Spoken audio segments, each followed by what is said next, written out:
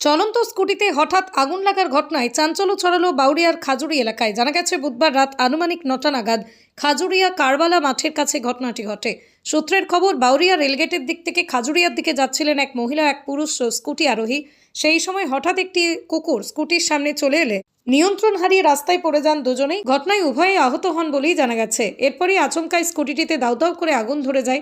মুহূর্তে আগুন ছড়িয়ে পড়ে এবং এলাকায় চাঞ্চল্যের সৃষ্টি হয়। প্রথমে স্থানীয় বাসিন্দারা আগুন নেভানোর চেষ্টা করলেও তা ব্যর্থ হয়। শেষ পর্যন্ত সম্পূর্ণ স্কুটিটি পুড়ে যায় বলেই জানা গেছে।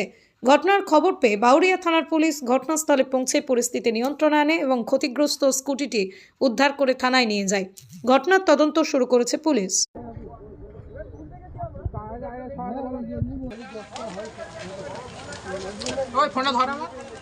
কি বাইক ছিল দাদা? স্কুটি এন্টার কি করে লাগলো? গাড়ি ছিল, এটা কি গাড়ি ছিল? গাড়ি ছিল এটা? ইন্টার সন্না আরো আগুন দৌড়বে একমাত্র বালি দে বালি আবার তুলে গেছে তোমরা গাড়ি এন্টার ওই কি করতে হবে ধর লক করা বলে গেছে